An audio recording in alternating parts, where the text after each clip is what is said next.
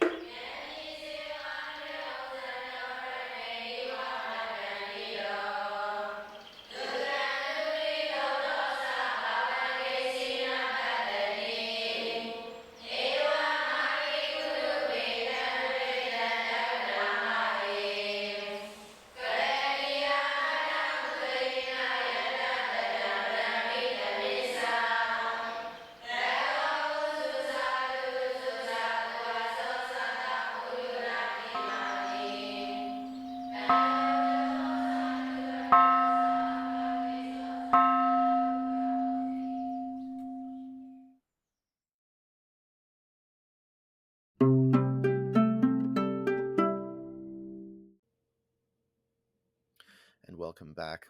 Obviously, as all of our listeners would probably be aware, Myanmar has been racked with an absolutely horrific earthquake, and we are trying our absolute best to gather as much information and provide as much coverage of not only the ongoing crisis, but on the complicated social and political environment in which it is taking place. We have the great privilege of being joined right now by Michael Martin. Michael, thank you very much for taking the time, and I'd like to give you the opportunity to introduce yourself for our audience more fully. Well, thank you for the invitation. My name is Michael Martin. Currently, I'm an adjunct fellow with the Center for Strategic and International Studies here in Washington, D.C. For 15 years prior to that, I was the chief analyst for Congressional Research Service, an agency that provided Congress with information and analysis about world events. Excellent, excellent. So let's get just straight into this. This earthquake was enormous. I believe from memory, it was calculated as a 7.7 on the Richter scale, which is quite catastrophic. We've heard reports of buildings collapsing in Thailand. You know, we've heard that Vietnam was picking up shocks, and now, of course, there's been a second quake, I think a 5.5 magnitude in Mandalay as well. What do we know about the actual situation on the ground? How bad is the devastation in Myanmar? We don't have a full picture at this point. Images are coming in, or accounts are coming in from different places. I read one township in Sagaing, somebody estimated 80% of the buildings had collapsed. So the devastation in parts of the country is pretty extensive. You've probably seen images of major bridges and highways that are just no longer functional. So it's going to take days, if not weeks, to really get a full picture on how devastating this initial earthquake was, let alone these aftershocks that were expected. And do we have any reference points? An earthquake of this magnitude is obviously, fortunately, rare. Do we have any experience from past crises of the kind? What sort of problems are we going to be looking at down the line? Are we going to be looking at prolonged periods of time without access, for example, to medical infrastructure, without access to telecommunications infrastructure? Would this negatively affect food supply lines and things of that nature? Well, in the global context, certainly there are other examples, and I'm sure the international agencies who have expertise on this have an idea of what the timeline is going to be like. I heard an interview with somebody with one of the international organizations. They were talking about the immediate response taking weeks or months, and that assistance is probably going to be needed for a year or more to get recovery really underway. So we're talking about a very massive earthquake and an aftermath that's extremely severe. Okay, that's pretty bad. And this is, of course, exacerbated by the ongoing conflict. We understand that as part of the resistance against the coup, a lot of the bridges have been blown up preemptively. We know that a lot of roads and highways have been sort of mined with IEDs. Ambushes are a frequent occurrence. How is this impacting, or do we know how this is impacting our ability to collect information, our ability to get aid to survivors, and our ability to evacuate survivors from particularly vulnerable areas?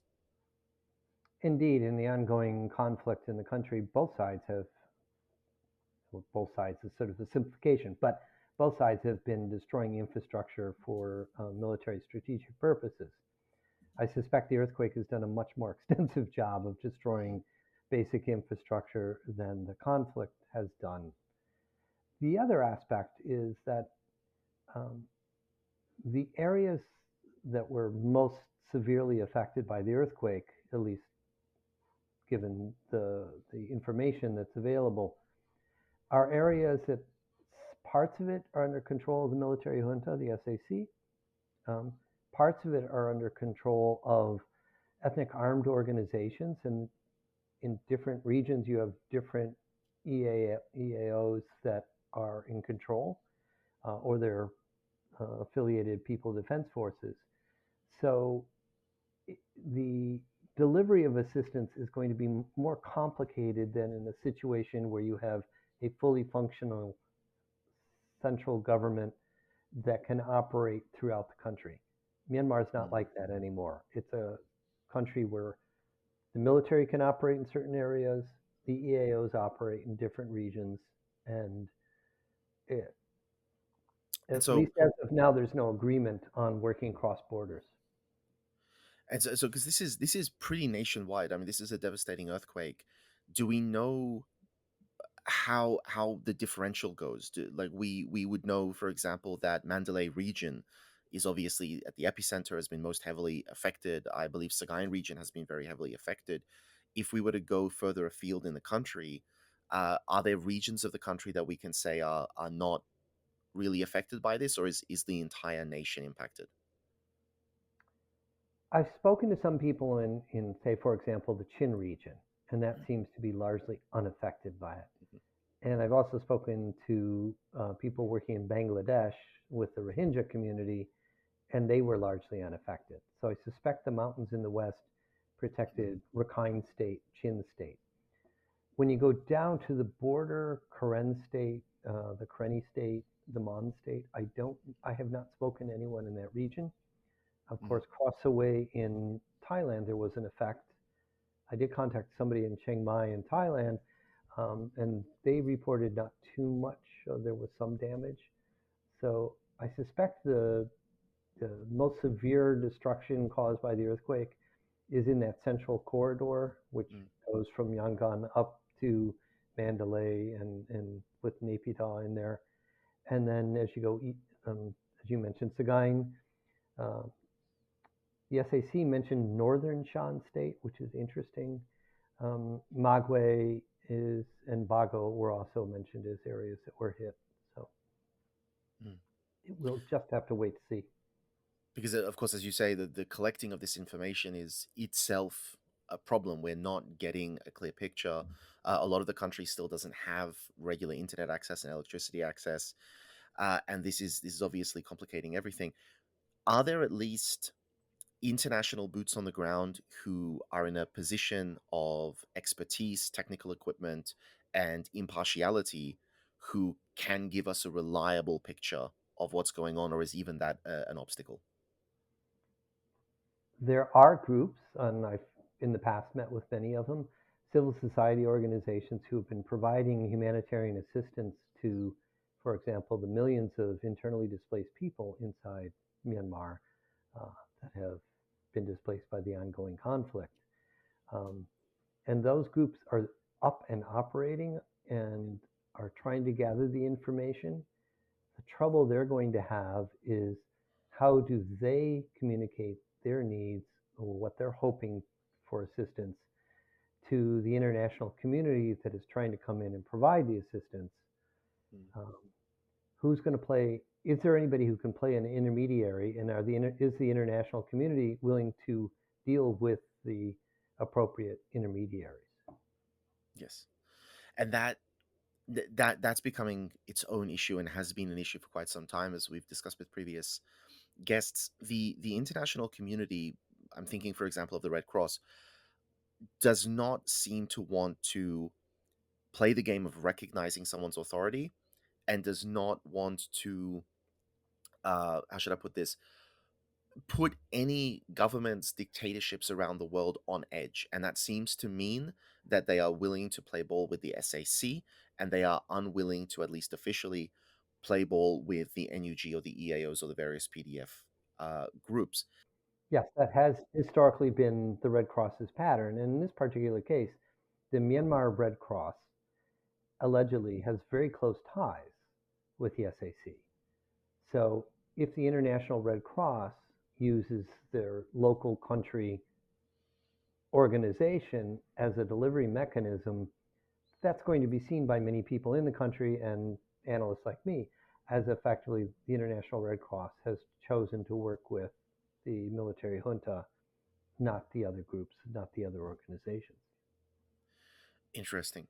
And so if we're looking at organizations on the ground, other than the Red Cross itself, but various just civil society organizations who purely have an apolitical position, is working with those organizations as intermediaries, is that likely to be a safe option, or would that also be viewed as an inherently political choice?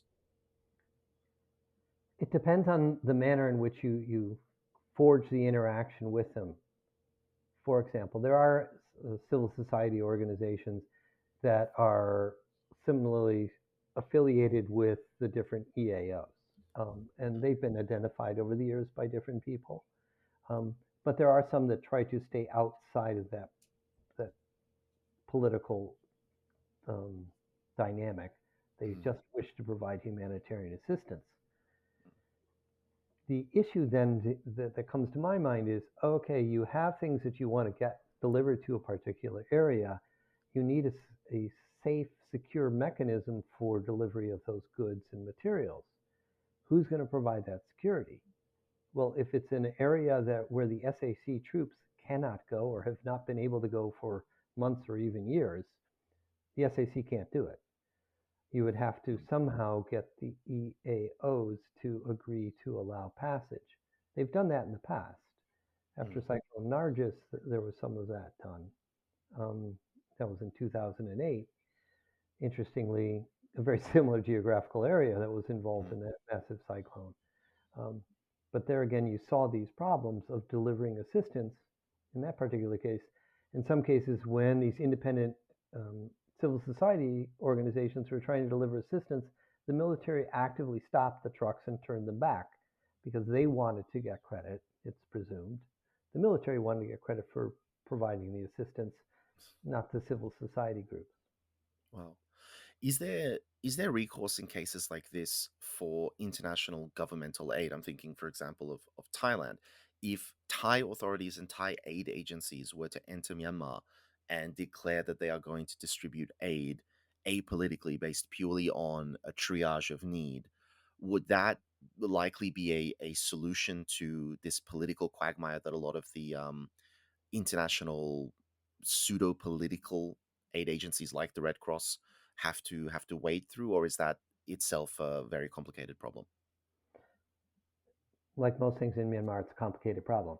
But there already has been operationally mechanisms on the Thai border. One of the oldest standing ones is the Border Consortium that has found ways of delivering aid in EAO-controlled areas without the active involvement of the military junta. So they basically gather the funds, they use the civil society organizations that they can to deliver assistance. And according to some people, they're actually much more effective at aid delivery than the military has been, particularly in the last few years. And on that point, and I think it's an incredibly important point, the military itself, are they actually an aid distribution organization. We'll be interviewing somebody else who's from within the military who can shed some light on this. But the general story I'm getting is that the military is not equipped and does not see it as part of its remit to work on disaster relief, and the military has no interest in aiding communities that have, during this coup period, opposed military hegemony. Is it even reasonable or fair to view the military or the military government as an aid supplying entity? Direct aid, from what I've observed in the past, no, they do not do that. They provide security, they help provide transportation, or access to transportation for international groups that are coming in. But they want it done under their rules, under their process for delivery of assistance. And that has been problematic in the past. My understanding is that is not only the military trying to take credit, it's not only the military, as we've seen even during the coup period, seizing aid for the purpose of then reselling it to line their own pockets, but very deliberately weaponizing aid to deny it to communities that they have declared to be enemy communities, even if those communities are purely civilian. Would we anticipate that in this current crisis, there will be not only a lack of any form of support coming from the military to specific communities that are in open rebellion, but also attempts by the military to prevent external actors from being able to provide aid to those communities?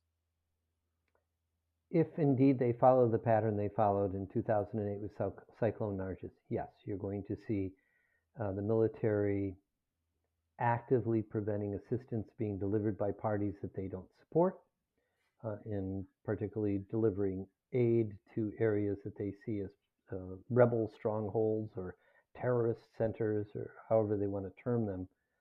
And also a good chance that you're going to see some of the type of corruptions that you talked about. That is to say, siphoning off international assistance to supply their own troops, who in recent months, there have been real problems in just providing regular supplies, particularly food, for the SAC troops in the field.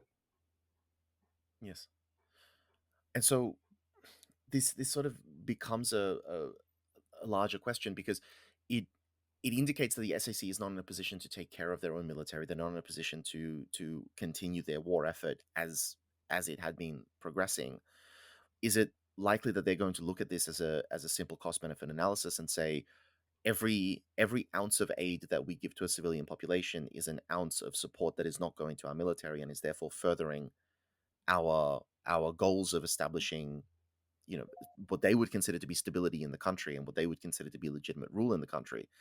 Is it likely then that just from an ideological and philosophical perspective, they would say aid coming into the country should be diverted to, first and foremost, helping the military to win the conflict, and then if there's time, we should help civilian communities? I think that would be an interesting line of questions to pursue with your Myanmar military interlocutor. Fair enough. And pointing out, there have been accusations in the past of them skimming aid for their own purposes and for their own troops, as well as being selective on where they deliver aid, targeting or providing more aid or the bulk of the aid to areas that they see supportive of the military junta, and denying aid or providing less aid to areas that they see as the opposition or the enemy. Fair enough. So then turning away from the military more to the EAOs, you're relying on your knowledge of the military. You're relying on past examples. I mean, Cyclone Nargis was a very, very clear example of this. But the EAOs, I would imagine the international community, international aid organizations do not have as long-standing experience with them. They do not have the same working relationships with them. Is there a fear that working with the EAOs may also lead to not only conflicts with the military in Naypyidaw, but also that the EAOs themselves might engage in duplicitous sort of behavior? It depends on the international organization or the government that's involved. So some international organizations have actually a history of working in EAO controlled areas and found ways and mechanisms of finding suitable partners, so they're not necessarily directly working with an armed ethnic group, but they're dealing with affiliates or organizations that were acceptable to the EAOs. And so some have experience with it, but even those organizations deal with this institutional or sort of traditional practice of government to government relations, which you alluded to earlier. And so what you sometimes find is the head office has a predilection to steer towards, well, who's the government authority that handles this type of thing? Whereas the people out in the field actually trying to deliver the aid are recognize that if you go to the quote official organization, aid's not going to get delivered as well as if you go to the selective civil society groups. So there is some knowledge of it. And that definitely seems to be a theme that I hear from the NGO world, that typically you want to go as granular and local level as possible to deliver aid. But in a country as fractured as Myanmar, with so many local de facto authorities, if a larger aid effort really wanted to engage with as many actual practical local groups who do have a knowledge of the area, who can give accurate reports of the situation on the ground and the needs of the people, and do have at least some capacity to carry out local distribution, I imagine that they would have to be working with hundreds upon hundreds upon hundreds of disparate organizations and entities. Is that feasible? Is that something that the international aid efforts are equipped to be able to handle, to coordinate between so many different local groups? I would anticipate that they'll try to either set up a mechanism to coordinate that. And as I alluded to earlier, I think there's the border consortium in Thailand that has been doing it in Burma, Myanmar, going back decades. So that has been done before. So I think there are ways that could be done, but that will take some time to set up. Okay, that makes sense. And we talk about EAOs, we talk about the military. Obviously, the question that is on a lot of people's minds right now is when it comes to the National Unity Government. This is not an organization that existed prior to the coup. This is an organization that has been working very hard to try and get international recognition, international support. But in terms of crisis time, this is not an organization that has yet been tested internationally. Do you have any insights, or do you have any speculation as to the willingness that the international community may or may not have to work with the National Unity Government as a locally engaged actor in crisis relief? It'll be interesting to see that the NUG has already attempted to step forward and present itself as a possible mechanism for this kind of coordination among the opposition. But as you probably know, the NUG doesn't necessarily have good relations with all the ethnic armed organizations, nor are they recognized as the National Unity Government by most of the major ethnic armed organizations. So it will be challenging for the National Unity Government to both step up and have the capacity to coordinate if it were asked by the international community to coordinate, but on the other side, to effectively work with the various ethnic armed organizations or civil society groups who have not, up till now for the last several years, have not had the best of relations with the NUG.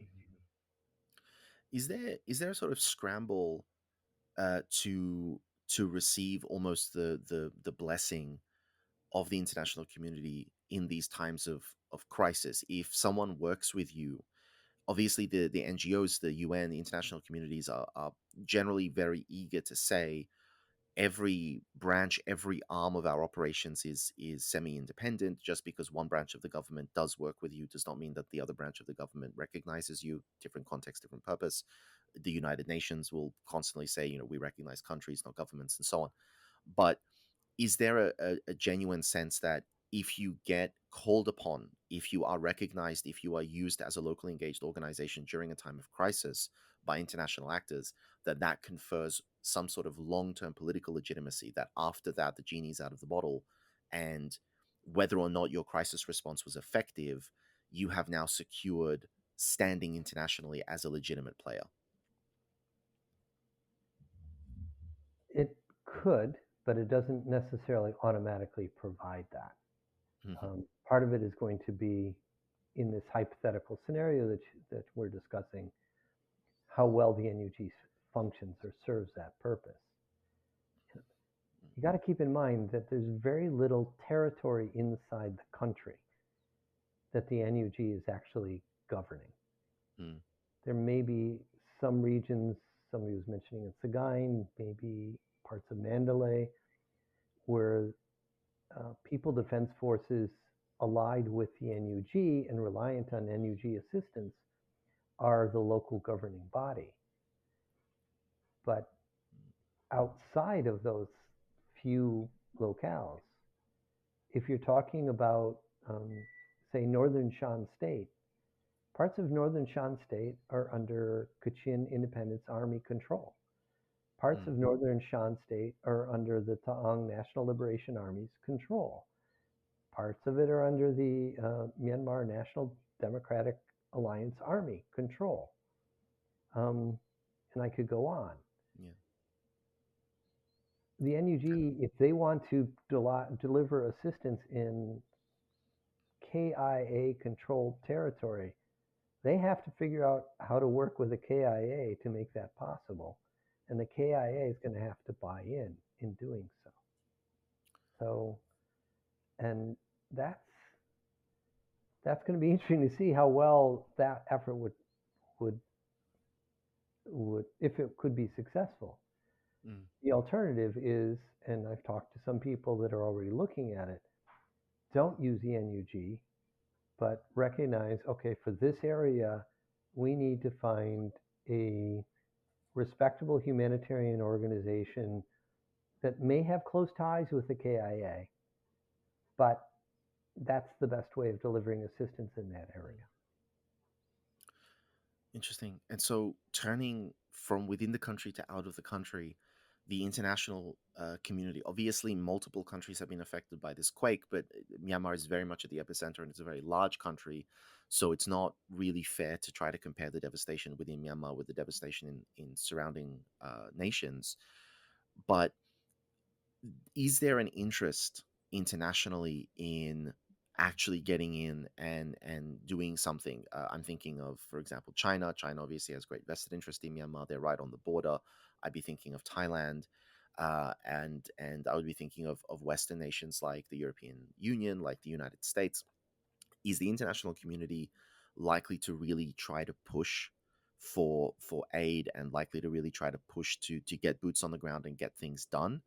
Or is it more so the case that because Myanmar is not as high on anybody's priorities list right now as certain other crises that are happening around the world, that if the military and the EAOs and the NUG are making it complicated for international organizations to get their boots on the ground, get aid delivered to people, that Myanmar would fall sort of onto the back burner and there wouldn't really be that much fight among outside actors to demand to be able to go in there and help people? What are the prevailing winds internationally on this? The initial reports indicate a widespread interest in trying to provide assistance. China has already sent people in and has already pledged funds.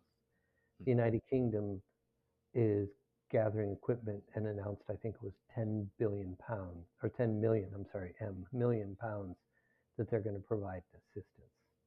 I suspect other nations, Thailand will be interesting to see how much excess capacity they would have beyond what they need to utilize domestically. India has announced Project Brahma to provide assistance across the border. So India is already engaged. But the question becomes, I think you raise a good, serious concern about if it becomes difficult to get the assistance in, if it becomes problematic to get the relief workers you need on the grounds to oversee what's going on. And there were problems after Cyclone Nargis of international relief workers being stuck in Bangkok for days, if not weeks, while the former military junta processed their visa applications. So you have in the short term, if they can't move quickly to get the flows in, will there be some frustration on the part of the international community? And will they pull back from their effort? The other two other concerns I have about it are, one, the scale or the scope that's involved. Just saw that the UN announced that they're going to need roughly $1 billion this year for the already existing 1 million Rohingya in Bangladesh. That's been going on for years now, and they always are struggling to get funding. Are you going to have a robbing Peter to pay Paul effect going on here? Well, we can't provide the money to the Rohingya right now because we need to do it over here for the earthquake victims, or we only have money for the Rohingya, we can't do it over here because are there trade-offs that are going to be involved in that situation? So the one concern is capacity for the international community, given how much assistance is needed in Myanmar pre-earthquake, now post-earthquake. So that's the one problem. The second is the one commentator said, they're thinking this is going to be 2, 3, 4 years until you're going to get housing back in place and schools back in place and the infrastructure rebuilt. The international community sometimes is not very good in this sort of sustained assistance environment. And it will give you the blankets, the tents, the water, the potable water, the emergency rations, and then we turn for what the next is, sadly, the next disaster that emerges in the world. And then they struggle, the international relief effort struggles to get funding for the ongoing recovery that is also important, in some cases equally important to the immediate response. Because the international aid, as I generally understand it, as it's been explained to me, aid as a concept seems to be bifurcated into relief aid, which is immediate short-term aid in response to a crisis or an emergency, and development aid, which is your slower long-term attempts to elevate communities to higher sort of economic and technological levels. That intermediate step of recovery aid doesn't really seem to be popular. So is it generally an issue that we see with aid, that there's no middle ground? You're either doing short, sharp intervention in a immediate crisis, or you're trying to take a relatively stable community and you're trying to level them up in terms of their infrastructure, in terms of their education, in terms of their economic potential, but there's no middle ground between these two things. I wouldn't say that there's no middle ground, but there is sort of this tendency to have the immediate response teams. So the United States, they call them DART teams, that get out there and can hit the ground and get things up and running and get it going. But then the U.S. aid agencies, when we had them, also focused on longer-term development, economic prosperity, quality of life kind of issues. And as you're pointing, this middle ground of, okay, how do we get the recovery up and running? How do we, now that people have temporary places to stay and have the medical care they need and the food and the clothing that they need, how do we recreate their communities so that they have a place, a more permanent place to live? That often gets sort of lost in institutional structures that exist. And I just want to sort of make sure that we're recognizing the significance here, because in a country like Myanmar, for example, the rainy season is coming soon, and people, I think, who have not lived in tropical countries and are not familiar with this do not understand the scope of the flooding that is just endemic during rainy season. Like a lot of the land that you walk on during the dry season is simply consistently submerged for 3 months of the year, 4 months of the year. Um, Mosquitoes carrying malaria, mosquitoes carrying dengue, uh, even venomous snakes are an endemic problem in many rural parts of Myanmar. The risk of exposure, not having stable housing, not having a roof over your head, is something that I think in a lot of places we don't fully recognize, because we think, well, people can live in a tent. It's not great, but in a country like Myanmar, the value that housing adds to your life, to your ability to survive the year, I think is significantly greater than it would be in many Western nations, just because the environment is so different.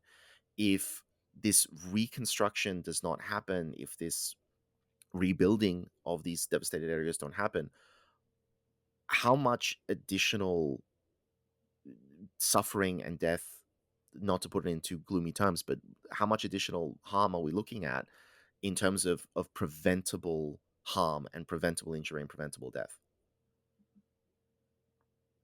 You raise a great concern, because I have traveled in parts of the country outside of the major cities. And it's recognized that there's certain times of the year you can't get from one place to another place because the roads are just impassable. If indeed you're looking at rural areas where virtually all the buildings have been destroyed, there's a good chance that any food stores that they had in those buildings are also perhaps damaged irrevocably, unusable. So getting enough food to those areas before the rainy season sets in is going to be a problem. And then where do you put it? Because you can't just leave it outside, because it could be damaged in the rain. So it's a very severe problem. And there just aren't the equipment that we have, say, in the United States, where you can airlift stuff in. Well, whatever helicopters are extant in Myanmar right now are probably primarily being used for military purposes, not for delivering food aid to remote villages in Magwe or in Sagaing or in northern Shan State.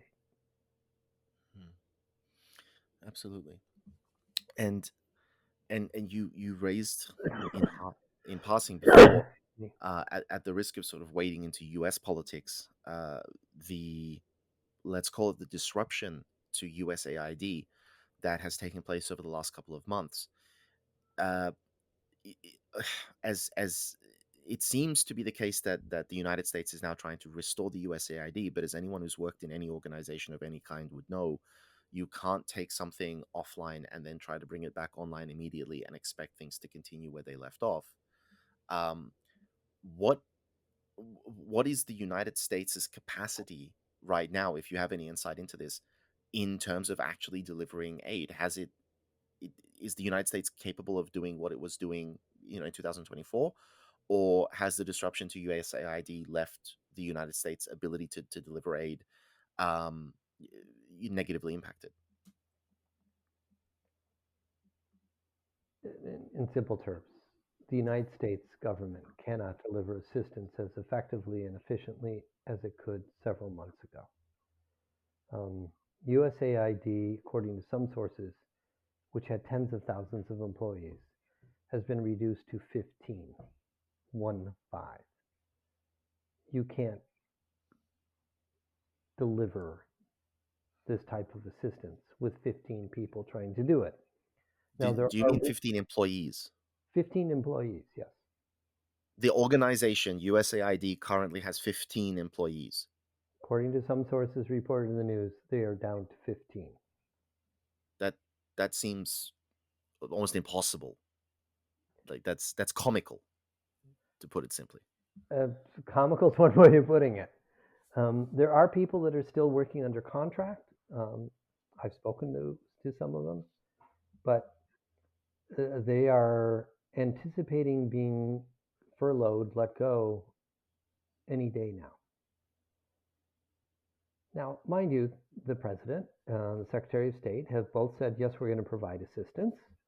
The embassy issued a statement, I think today, or saying that they're going to provide $2 million out of embassy funds.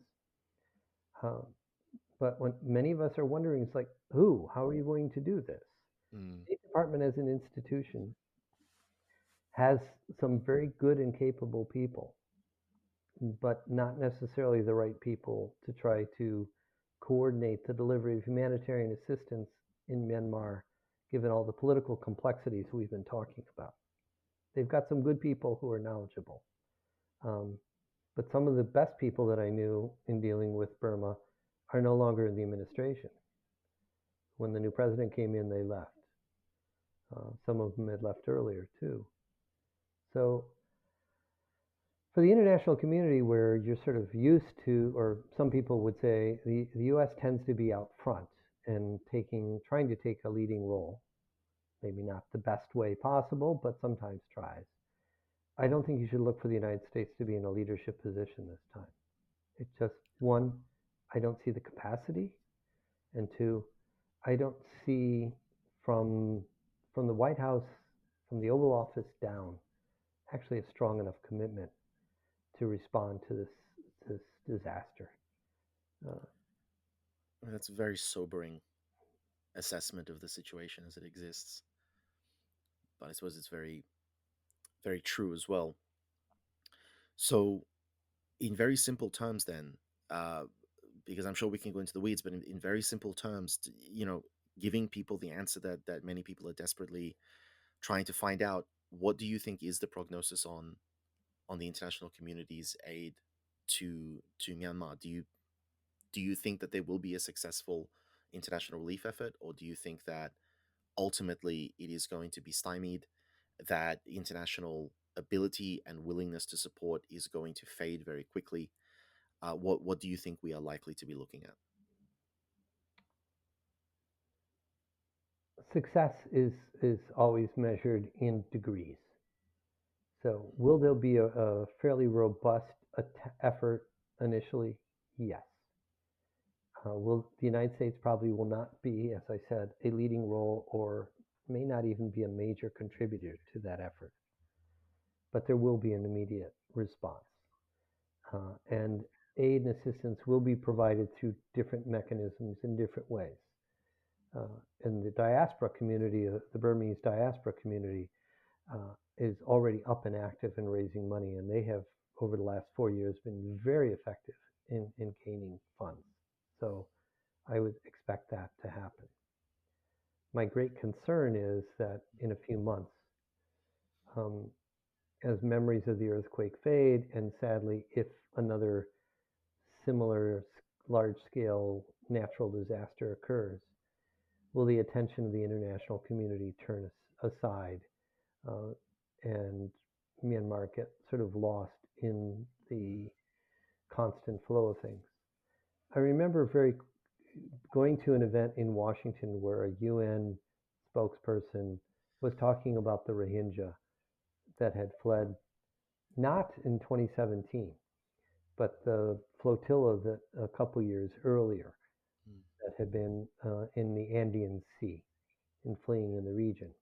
And you had tens of thousands of people from Burma in Malaysia and Thailand and other parts of the world.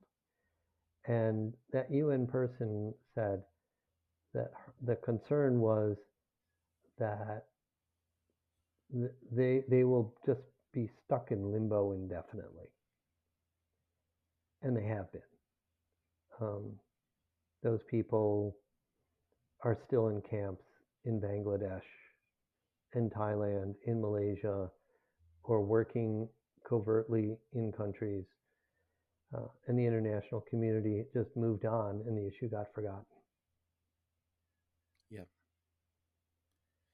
And I think a lot of people have suffered that, and I would say that itself is something that we saw in 2008 with Cyclone Nargis, as the world moves on and as the military makes life difficult for international aid organizations. And yeah, I wish I had something positive to say on that note, but I don't. Experience tells us. I think the one thing that encourages me is how resilient the people have demonstrated to be over the years. I was talking to one close friend, and we commented on the fact that this is the first time, really, in the history of the people, going back over a century, that they've had an opportunity to select a government of their choice. Up till now, either the British or the Burmese military have been dictating, okay, this is how you're going to be governed. And now you're seeing people all over the country in different communities or whatnot, not only taking up arms to get rid of the military, but also gathering and saying, okay, now that we got them out of here, how do we want to be governed in our town, in our township, in our ethnic state, in our region, however it may be. And I suspect that if the international community doesn't fully pull the weight that it probably should, that the people in the country will find a way of getting by, because that's what they've done for decades. They get by in terrible circumstances. And just survive, however you have to. Right now, there's kind of a feeling of, we will get through this. Pre-earthquake, we will get through this. Post-earthquake, hopefully, we'll get through this. It's just going to be a hard road. But on the other side, we will make a better country. And so I want to make sure this interview doesn't drag on, although we could obviously be talking about all of these different ins and outs for hours, but we want to make sure that people are being informed as quickly as possible. And I think we've covered quite a bit of ground, as almost poetically throughout the last 3/4 of an hour, your video has gradually been darkening, almost symbolically representing the sun setting. If you want. I mean, if only we could do that internationally. But just before we depart, traditions are traditions, and we always leave our episodes by inviting our guests to share any direct message, any direct thoughts to the audience, anything that you think would help them in this time, or anything that you think they should be considering about and sharing with other people. If you have anything you'd like to share directly, please take this time. The most direct message I would say is that there is globally a community of people who are highly concerned and who are scrambling right now to find any and all resources that they can to help. And that we hope that we can mitigate some of the suffering that you have experienced, and that indeed, as I was hinting, that a better future is coming for you and your loved ones, one without an oppressive military government, and one in which you and the people you care about can choose the type of society you live in.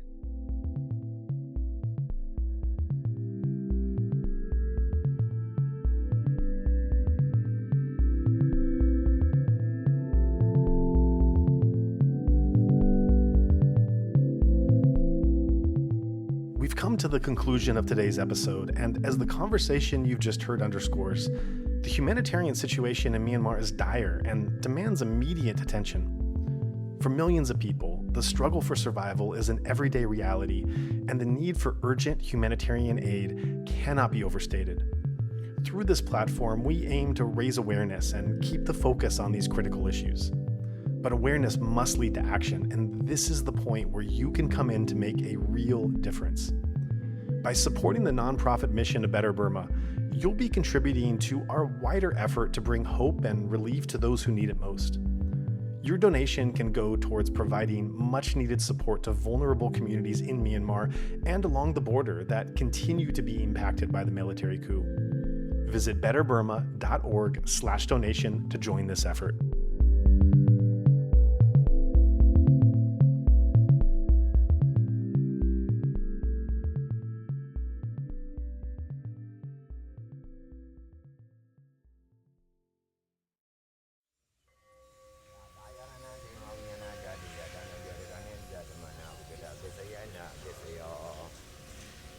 yarananga unyana dadu yadana birigane zadamana we gotta besayana besayo Oba yarananda dayananga yaranaya dayanamba yarana